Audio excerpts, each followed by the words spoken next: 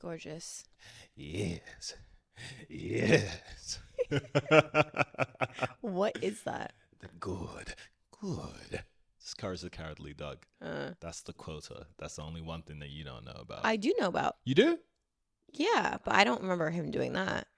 No, it wasn't Courage specifically. There was one episode where there was like some zombie that wanted to make a movie, and he was like recording. I think her name is Muriel, and she was like, she's like, "Oh, how does this look?" And he's like, "Good, good."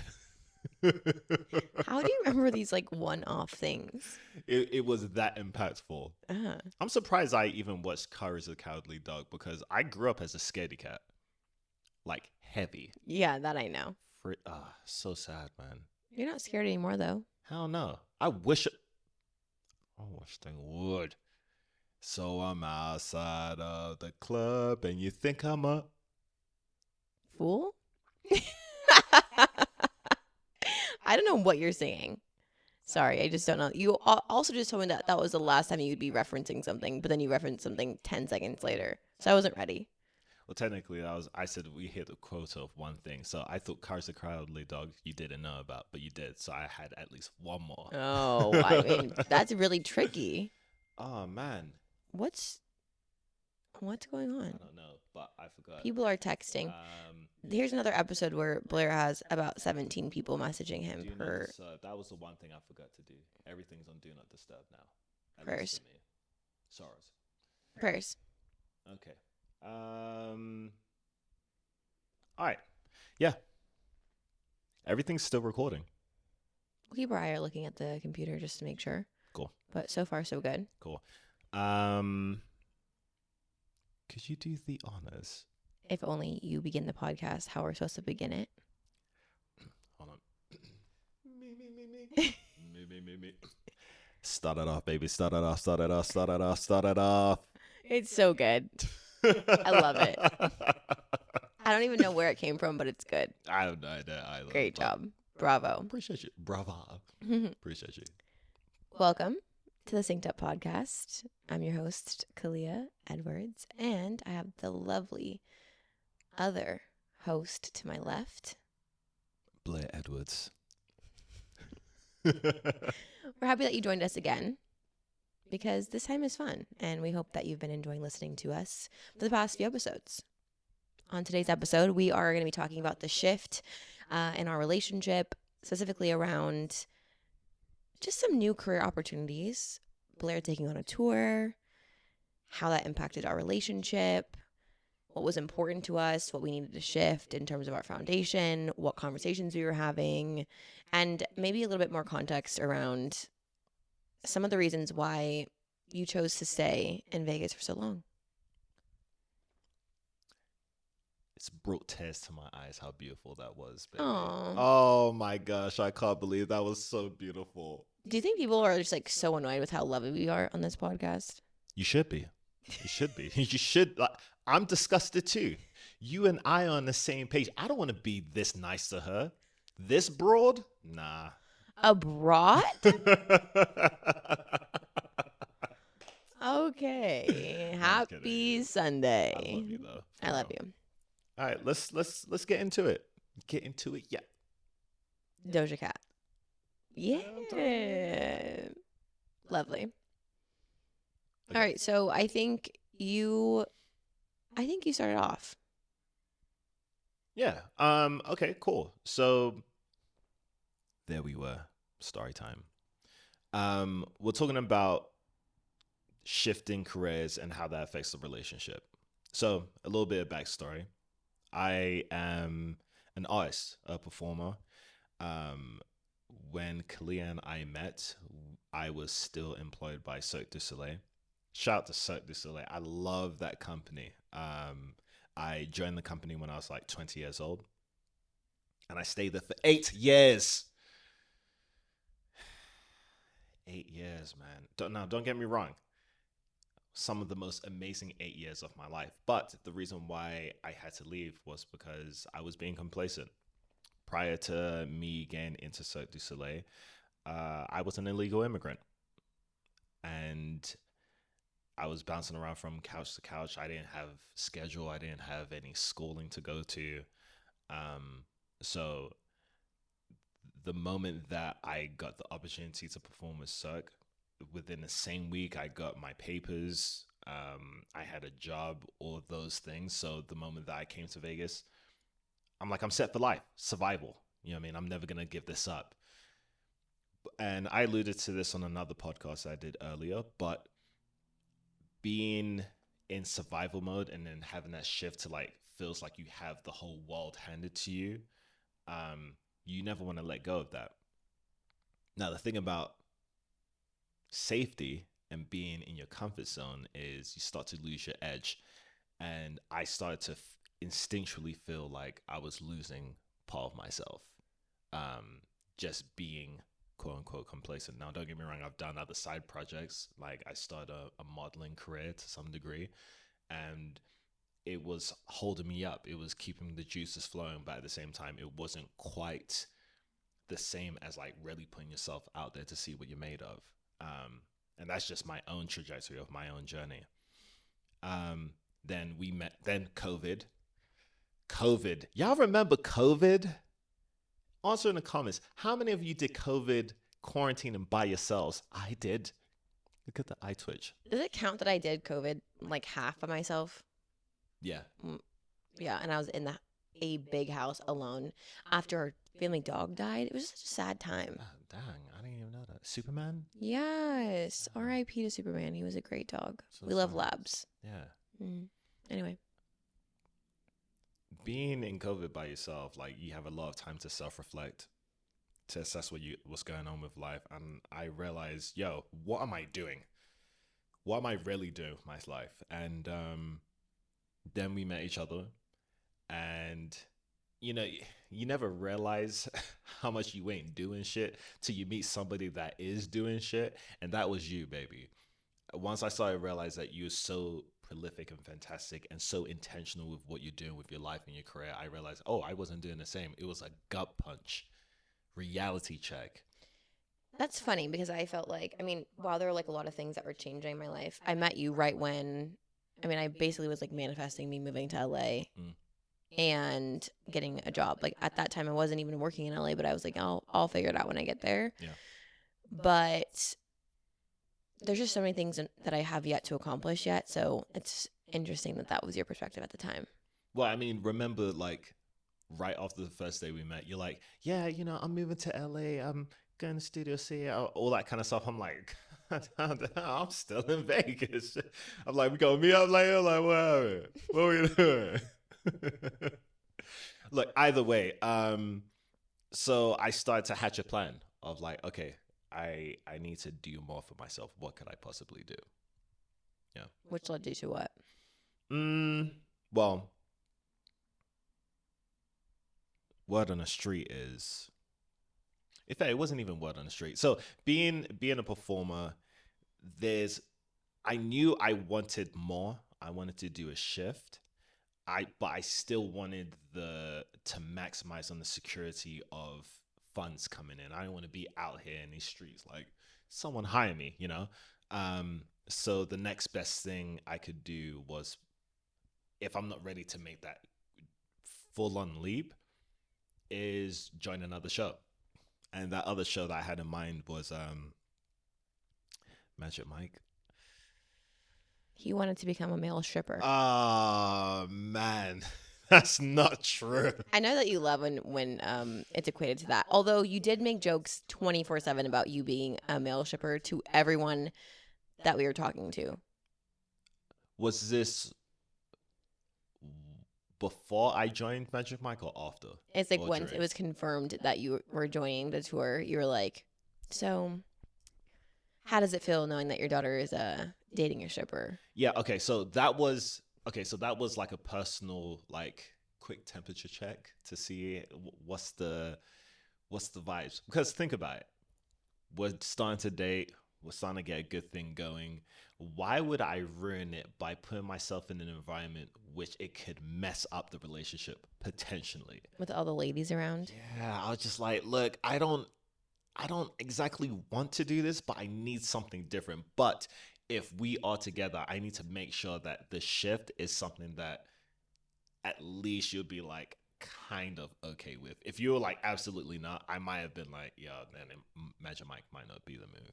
Well, actually, now thinking about it, we had a lot of conversations leading up to it Mm-hmm. before even, I think, because you had auditioned right when I first met you or like submitted a tape, didn't you? Yeah, before the world came back up, they reached out to me to audition. So I sent a submission video for the Vegas show. I ended up not getting in. That was before they had their like TV show. Um, So we talked about it at that time yeah. period where you're like, hey, how would you feel if, and I was like, I, I think I said I didn't care. Okay, but let's. No? Yes, you did say Fair. you didn't care, Fair. but see, I gotta be real with you. You know what I mean? How many women out there in heteronormative cisgender circumstances, right? Great. Okay. How many people would be comfortable with their partner being in a show where it's much more provocative and dealing with other women? What for you, on your side of things, preemptively before me even getting in there, what made you feel like it was okay for me to be able to do that? Can you speak to that a bit? Okay. Well, a couple things. Number one, you are in charge of your own life. So I don't ever want to be like, I don't want you doing something. Mm. If I have a certain perspective, I want to be able to have a conversation and share with you of like where I'm at and how I'm feeling. But I don't want if there were like insecurities about you being around other women to dictate how you move. Like it's your life to live. And the worst thing that you can do, I think, is like tell someone not to do something or that you don't like what they're doing. And then it stops them from making a certain kind of move, and then later they're going to resent you for it or like have regrets. Mm. So I didn't want you to have any regrets. Like realistically, how long do people have to really be in Magic Mike? I mean, I can plead the fifth on that one, but I think for you it was more of like how long are you going to be in your prime, and how long is your body going to be able to like keep up with the amount of work that's required of you in the show. So if Mm. at the age that you're at that time, how old were you? 28, I think. 27, 28. Yeah, somewhere around there. So it's like, okay, how many years are you willing to dedicate your life to doing something where it's like so taxing on your body? That's the first point. The second point is I trusted you.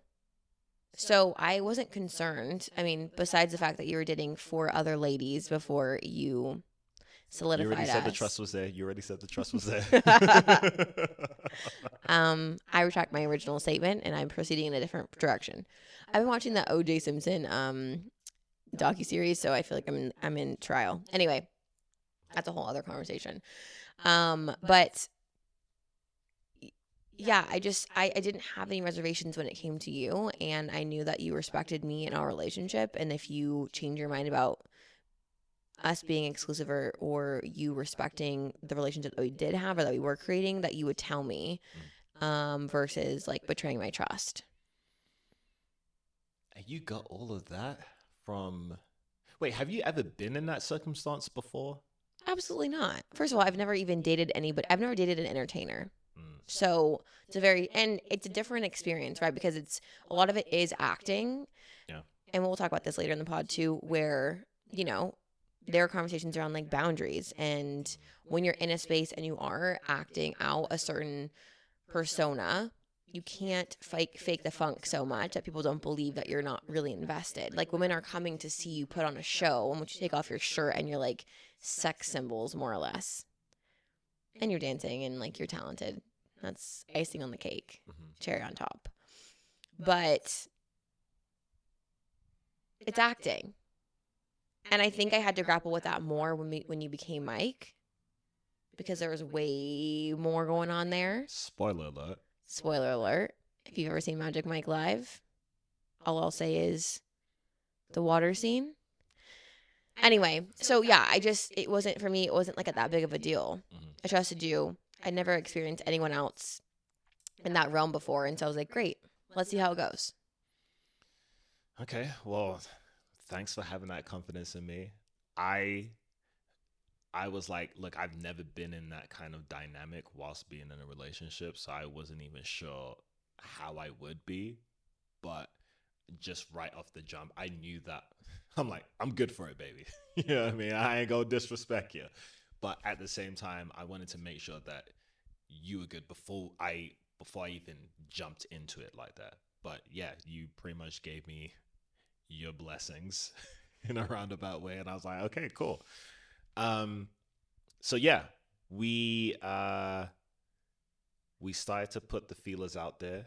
Um, and I did an audition and come to find out that they had the choice of either doing the Vegas show or going on tour with Magic Mike. Now, I didn't. I mean, sorry.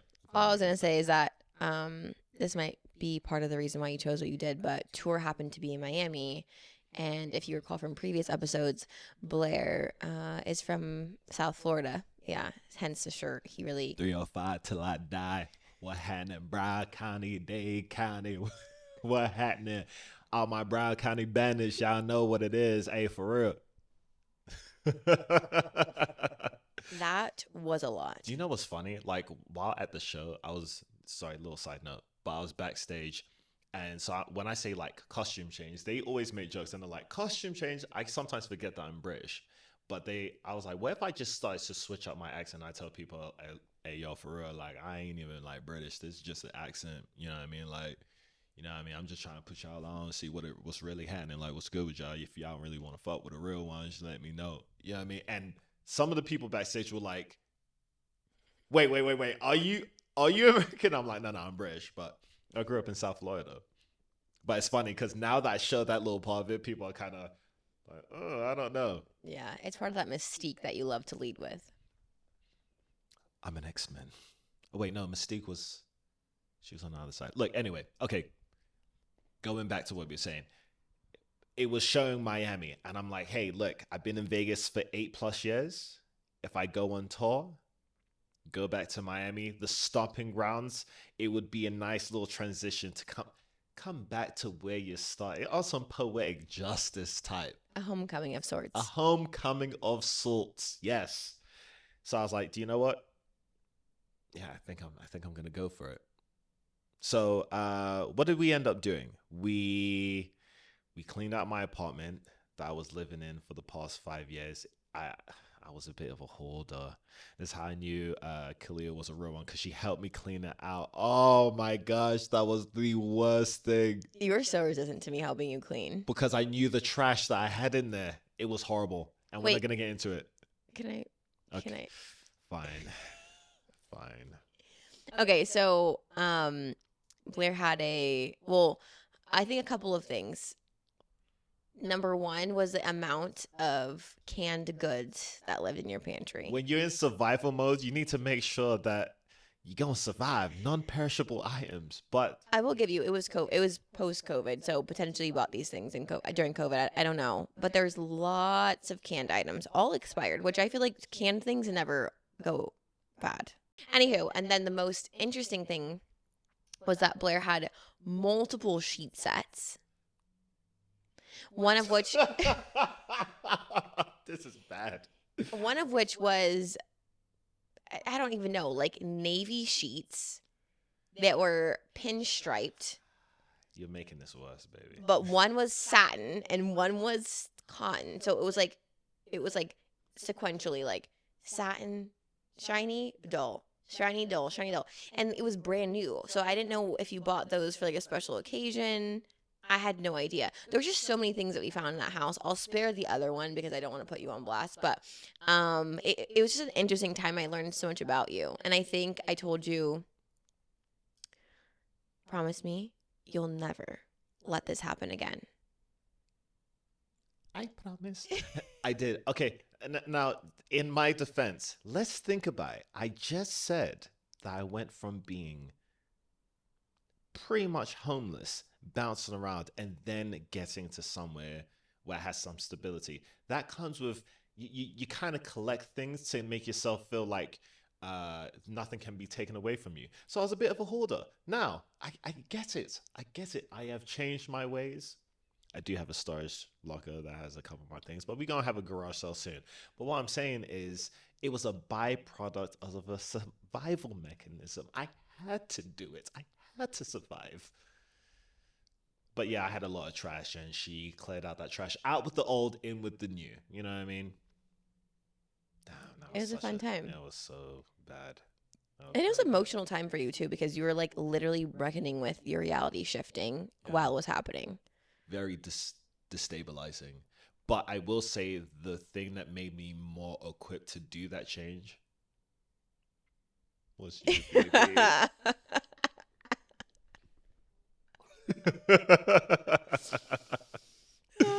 Yes, baby. You were my foundation between it all as I laid new roots.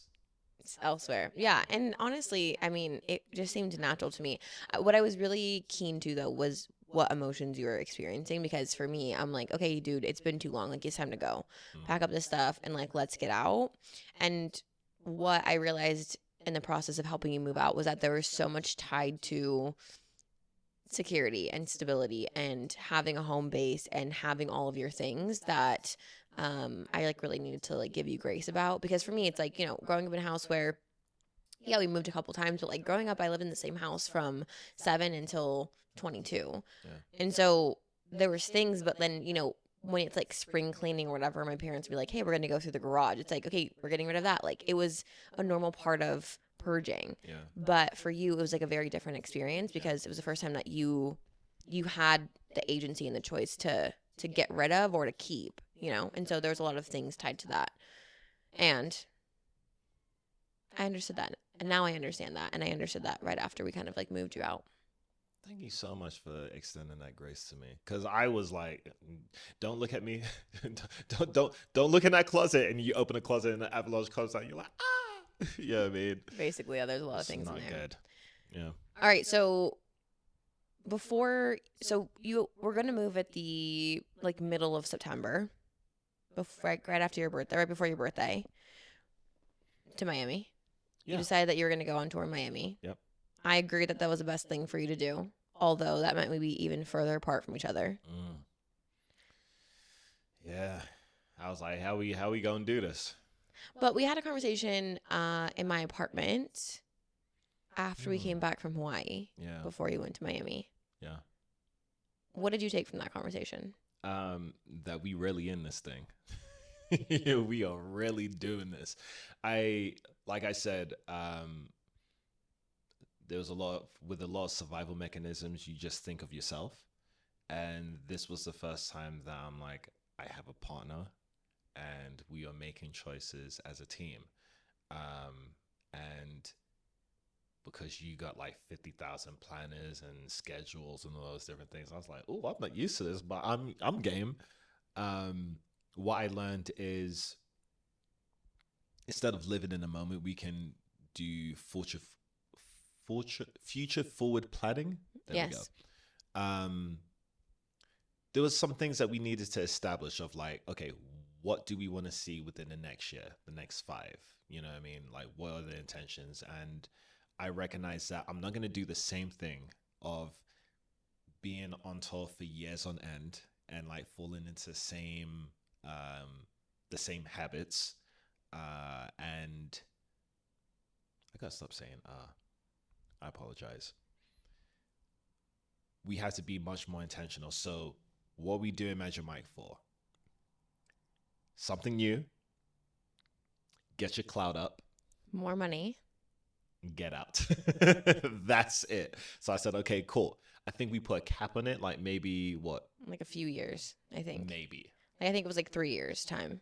Maximum. So I was like, okay, cool. I just did again. I apologize.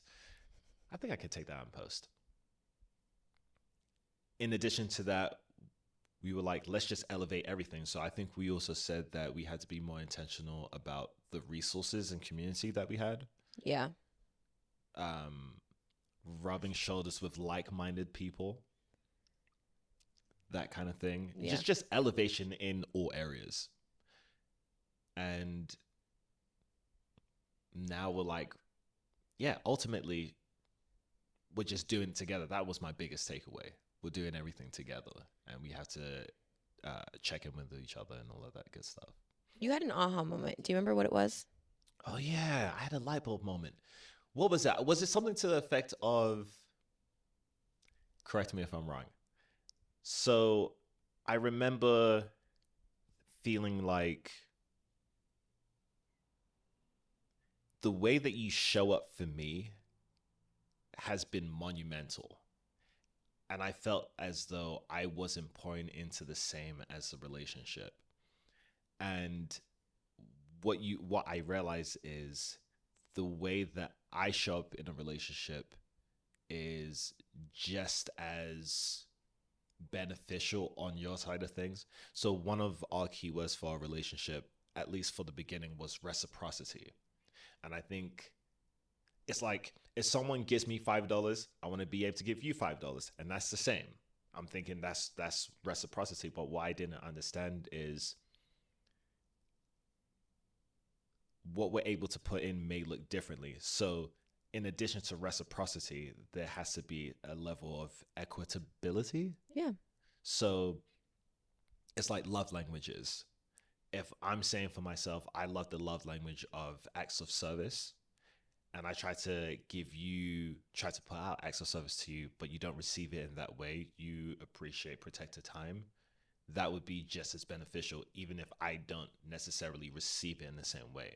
So that aha moment was, even though I feel like you're giving me the emotional support, the physical support, mental support, guidance, all those different things, and I'm looking at you like, okay, what do I have to offer? I'm like, I don't really got nothing. You're like, what are you talking about? You show up for me. You care. You listen. And I'm going to say a whole bunch of things I don't really feel like it's quantifiably the same amount. But I had to accept that that I was showing up for you just as much as you were showing up for me. And that's a new dynamic to realize and to be appreciative of. Look at me. I'm You just folding your jeans? fiddling with things. Fold it proper.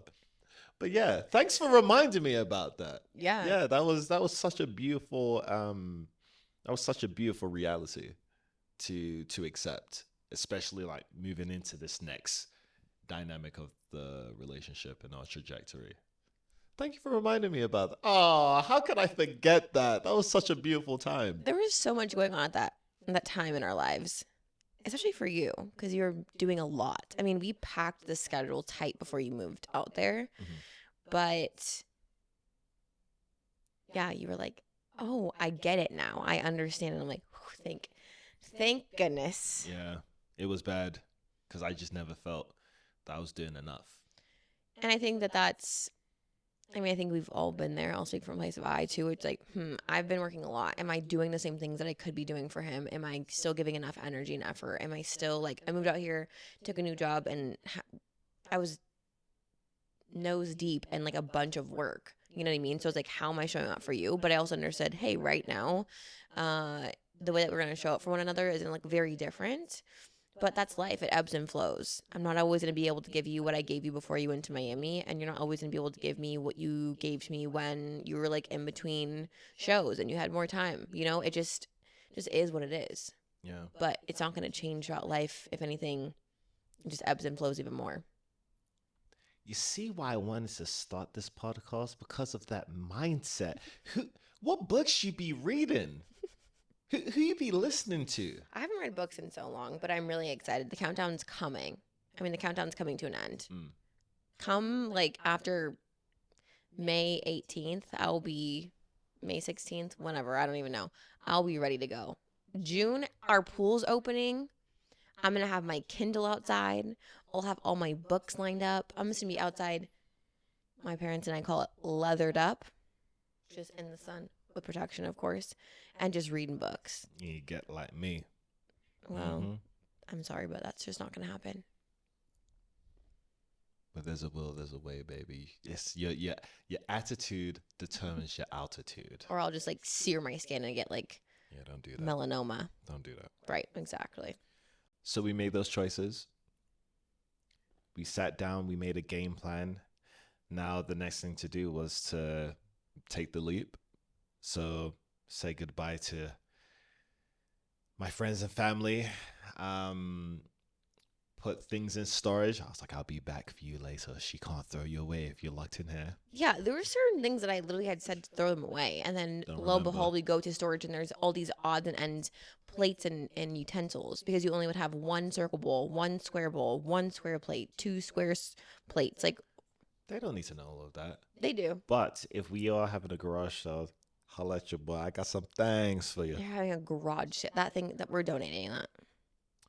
So the next thing to do was to take flight, and now I'm on tour with Magic Mike. As I was leaving, what were some of the mindsets about me joining this tour that was going through your mind? Was there anything that you were thinking that maybe I might change? I really didn't know. I Time think, zone. yeah, well, good thing for me, it meant that you were 3 hours ahead of me.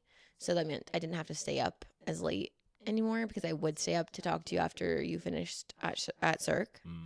So now I could stay awake until, 9 o'clock, and then midnight would come and you'd be done with shows. So it was actually nice in that respect. But no, I just didn't know how long you'd be gone for. I think with the tour, we didn't really understand the scope. It was like you were meant to be in a place for 6 months and then go elsewhere. And so the questions I had were more around, okay, how long can we really do this? And since my career requires me to be in person somewhere, like, do I need to start shifting that? Do I need to look at other opportunities? And when is a good time to do that?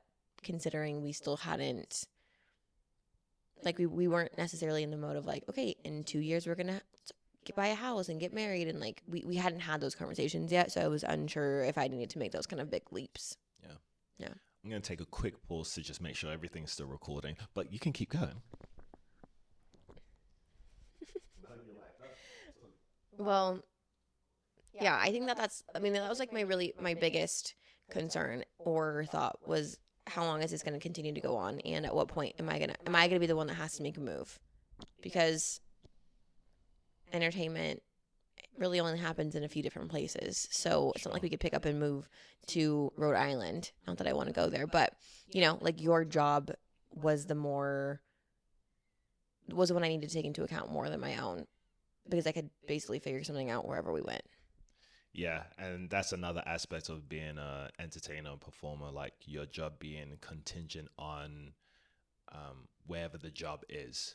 And I didn't like that aspect of having to be the vagabond per se, and especially not knowing, just as you said, where I'm going to be ending up, what that's going to look like. But at least I wanted to cross that bridge when we came to it later on down the line. The first thing I wanted to do was, let's see how this works out. You know what I mean? So, but yeah,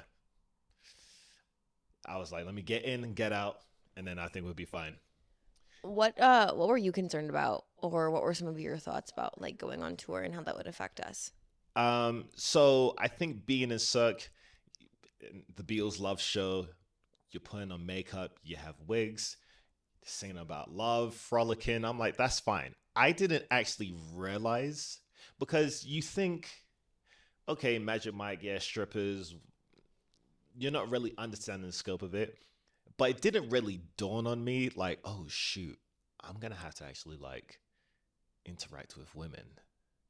And like, what's that gonna be like? I was like, ooh, I am I'm not comfortable. I started to realize how uncomfortable I would be. I think during the rehearsal process and like starting the show, they actually brought people in for us to like practice giving lap dances too. Yep. That made me feel sick. Not sick, disgusted with myself, but really dawning on me like, okay, this is in a controlled environment and I'm going to have to interact with strangers. My mother said, don't talk to strangers. Well, I look like gyrating on them. That's going to be wild. Yeah, so that's what made me go, that I think that was just the one aspect, because I'm still a professional. I'm going to kill the show. But I think it was that aspect of having different energies being pushed towards you and just seeing how you're going to navigate that space. And we actually had a conversation about that, I think, at some point. No? About what exactly? About dealings with the public. Dealings? What does that even mean? Okay, so I'm in Miami. It's a new lifestyle. And, these guys, some of these guys have done this show already. I think some of them did Australia. But I'm the new one, kind of the baby. Now I'm thinking, I come here, I'm going to kill my show. I'm like dancing, all of that, right? But I forgot about like the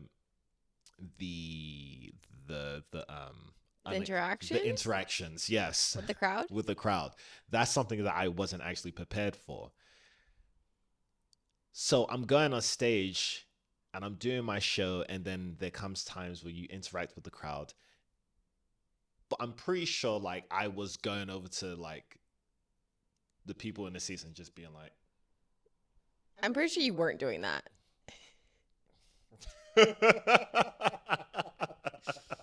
It felt like that. Meanwhile, everyone's like, like just going in. Yeah, like, they got "Gee." graphic. I'm like, oh snap! It's like, like when you see people go, ooh, you know what I mean?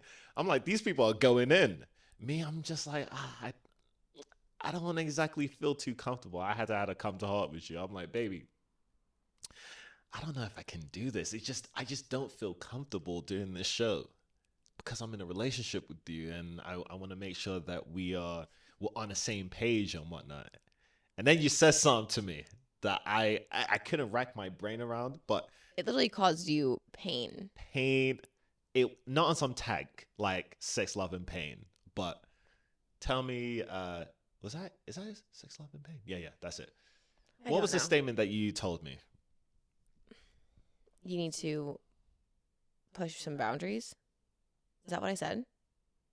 You said it's okay to push boundaries but not break the rules. Yeah. That's what my mom told me when I was growing up. Did I ever tell you this? I think you did mention that. Yeah. At the time, what does that mean?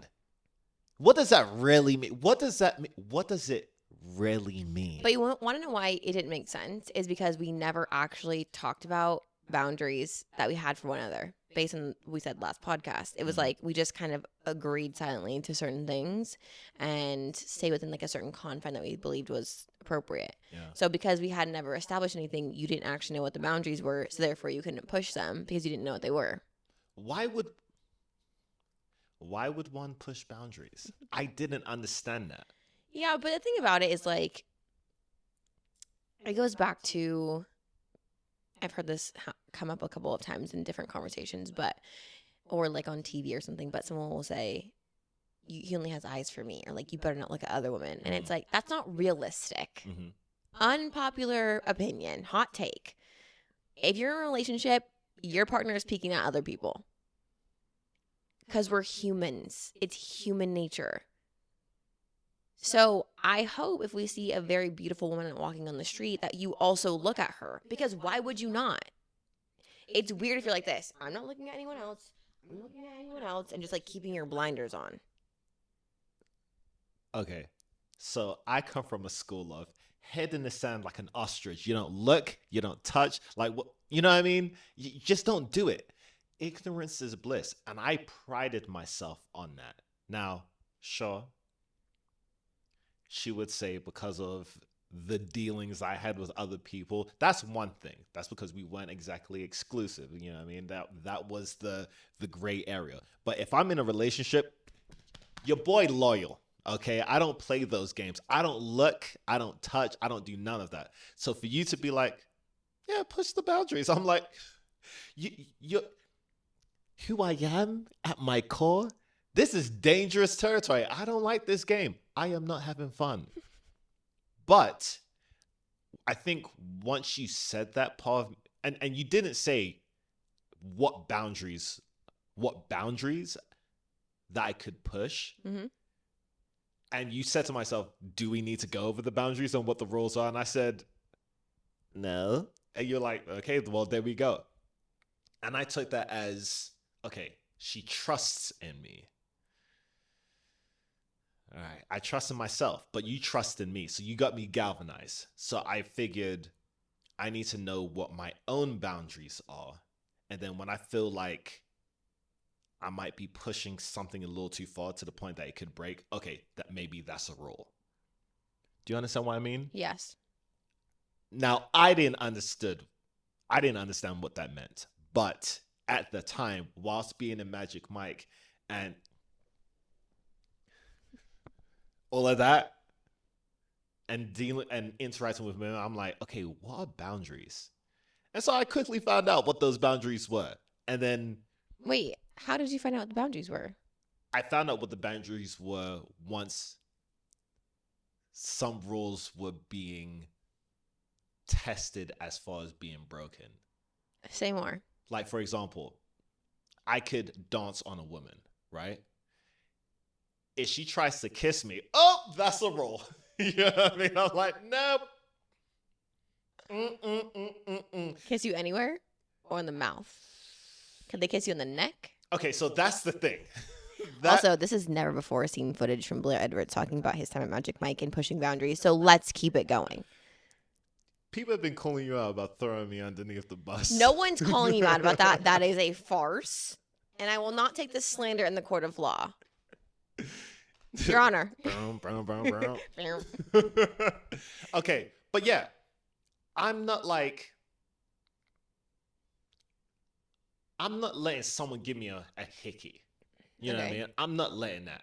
If someone kisses me on the neck and I'm not seeing it, I'm like, oh, okay, cool. Now on the outside, I'll be like, yeah. But at the inside, I'm like, get away. I gotta go. Also, this is like a throwback moment to when you're in Magic Mike when I moved here, and you would come home after the show, and I'd be like, was someone on your neck? This girl has super smelling. She's got powers and she's intuitive. This is why, like, it's a dangerous game. I knew there was no point in trying to do nothing because she would be able to tell. I walk out, hey babe. She's like, you was at the strip club, was you? I'm like, no, it wasn't. She's like, I can smell dollar bills on you. It's funny. Thank you. No, but yeah, if someone kisses me somewhere that I can't see or identify, I'll be like, oh, okay, cool. I'll just move on to the next person, right? Also, at the same time, it's a rule. I'm a gentleman, okay? So when it comes to dancing on women, I'm not going to get bricked up and then keep dancing. That's just not a good look. Bricked up. You know what I'm talking about? I'm not going to keep on going. That's just not appropriate. Okay, so I have a question. Yeah. You can choose to not answer this if you'd like. Probably not going to answer, but go ahead. What's the wildest thing a woman did to you while performing at the show? I would love to know. A lot of time has passed, so I feel like it's appropriate now for me to ask this question. Luckily, I wasn't one of the performers that was abused. Right. I probably even shouldn't have said that. Yeah, well, that's fine. Like, people, it's people. Human nature, you got all types of folks in this world, so people might abuse things. But anyway, from your own experience, what's the wildest thing that happened to you? I want to say I kind of got away with not a lot. I mean. Okay, so we know that people kissed you. What else? I think I'm not remembering. Now it's repressed. Hey, He's choosing to plead the fifth. Mind. Plead the fifth? It's not even pleading the fifth. I just don't remember sometimes. But you also tell me that you don't remember about anything besides me. And so that's where I'm like, we need to take you to like a hypnotist so we can like pull back the old memories. Bring back my trauma? Why would you do that? It's not trauma. Maybe, but. Well, imagine if they're like, remember, and I'm like, okay, I need to calm down. You're getting animated. It's cute. Yeah. Go turn Yeah, it up. yeah. Anywho, okay, so I've digressed a bit because I wanted to see if I could pull anything else out of you, because the people like to know the information, the inner workings of things, because I mean, even for myself, I didn't know about show life. I had friends that dance, but not in a show, so it was always interesting for me to hear what was happening on a day-to-day basis, but you are choosing to not share. Yeah, like I said, I try to be as professional as possible. So anything that just seemed like a bit sketchy, I think I just was like, okay, thank you so much, and then just move on because I just rather not play that game. Yeah. His smile is shivering and shaking. Hopefully we can zoom in on that. Okay. Anywho, All right, so when you're at tour, yeah. there is a lot going on for you, which we don't need to get into. But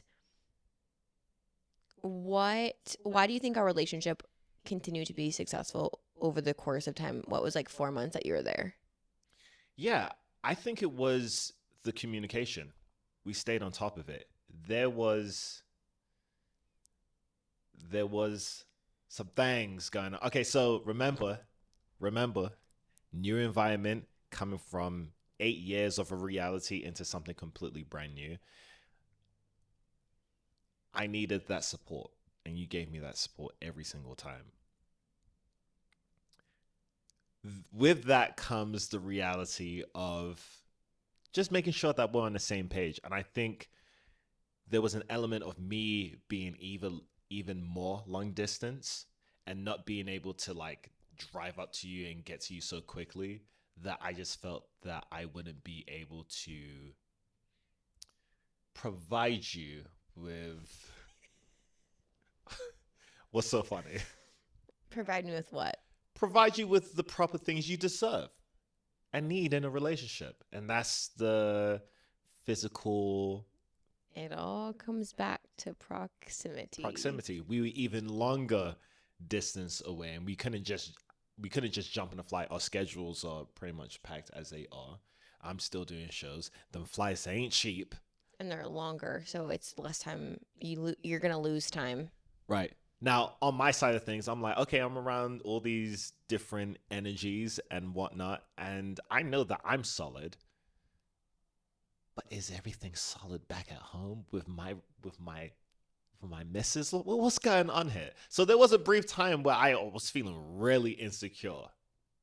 Like, I don't know, like, what's going on. And then, but I think the thing that kept us going was anytime that there was anything, I was like, I'm feeling uncomfortable. I don't know what's going on. We always communicated, and we were just on the same page, and we were intentional about what is the goal? What is the goal between both of us? And we always got on the same page. There were tears. There will be tears. I know it. Frank Ocean. There will be sorrows. Oh. That was absolutely horrible. I didn't warm up. You also didn't have water, so. Yeah. But yeah. There were tears, but we made it through. And it just comes back to like technology, sometimes when one thing goes wrong and you can see it's like it feels like it's wrong, then you can like look at everything else and you're like, see, it's a sign from the universe because everything's going wrong all at once. And then we're farther away, so then we can't get a hold of each other and like we can't talk as often, or I can't, like you said, I can't come see you. But we did maintain the schedule of seeing each other often, which probably helped a lot. Even though it wasn't as frequent, we still did see each other. I came for Art Basel. I came for your opening, like your press night. We made it on the video, the drone footage, whatever. No, the couple made it on there because, of course, I wasn't in the show. So what was I doing on the red carpet? But you pulled me over there. I had to. It was so cute. Had to. I said, come here now. I'm like, I need my missus with me. And I was like, even though it wasn't your missus at that point. You were always my missus. Except for when you had 4 other women, because then we would have been sister wives. Good thing we're so close to Utah. You keep throwing it back at me, and I'm like, you want to go there? You want to go there? Do tit for tat? Okay, come at me. No, I never do that, baby. Ever, You're like, ever. only she's the one who's toxic, not me. No. It's fine. I'll take the arrows. It's fine. But yeah. So I think all in all, the reason why we were able to, and again, 4 months, it wasn't forever, but 4 months of time, and during the holiday season as well. So it was like difficult, like you were in Miami for Thanksgiving. Not that we celebrate that holiday, but like we do typically get together with friends and family. And so for you not to be like, you just can't come hang out with me, or vice versa, because I obviously needed to work the next day. And then for Christmas, we made it work, but it was like 24 hours and that's it, Yeah. I tell you, I don't care how much money or how much time. If I can spend at least 10 minutes with you, spending like $600 on flights, I'll do that. $600. Because I Thank need you. God. You have to be intentional. I need to let you know that you tell me what you need, I tell you what I need, and we just make it work. It's just that simple. See how we can make it happen. I appreciate you. Not as much as I appreciate you.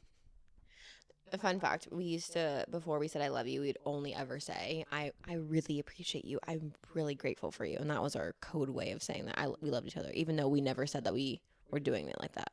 But there's always a little bit of love and appreciation and gratitude for things. But for us to be saying that towards each other and like laying it on thick, yeah, we could tell. I'm like, yeah, she loved me.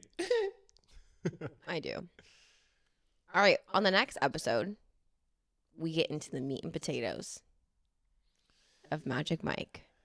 No, okay, look, it's not about. Okay, I just wanted not to. It's a about promotion.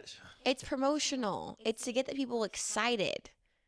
It's tea.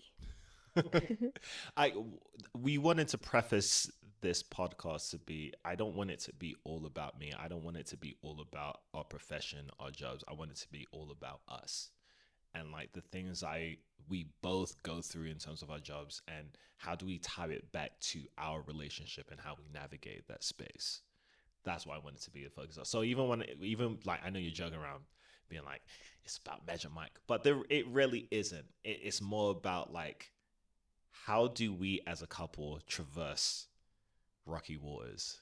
And I'm gonna be honest with you, I'm so grateful that we did, because I don't know if I'd be able to do it by myself, so what's the saying? God gives his hardest battles to his strongest soldiers. Yeah. But I'm like, amen. And the Lord said, right. God is good, baby. All the time. All the time. God is good. But there is something to be said for me to have, like, for us to have certain battles that's meant for the both of us. And I mean, we're together, so we must be doing something right. We must be the right kind of team to be able to make this happen. Absolutely. So thank you. Thank you. Do you want to do any kind of sign-offs? Anything that you'd like to promote? Anything that you'd like to share to the people to keep in mind as they go throughout the week? Anything that you'd like to share? Get some sunshine on your face, okay? I'm wearing orange, like the sun, as a reminder. And it's just getting to that point in time now where the sun's coming out more. So I feel like it's just good to get some vitamin D. They say 20 minutes unprotected. Really? A day. Okay, well, you heard it here first. That's what I'm doing today. Yeah, same. We got to get outside. Other than that, let's just have a great week. I'm excited. There's a lot of cool things happening these next couple weeks. Speaking of, we're going to have to record, because I can't record next Monday, so we're going to have to record before next Monday. I know. We'll get it done. Lovely. Yeah. What about you? What do you want to tell everyone? I want to tell everyone, drink your water.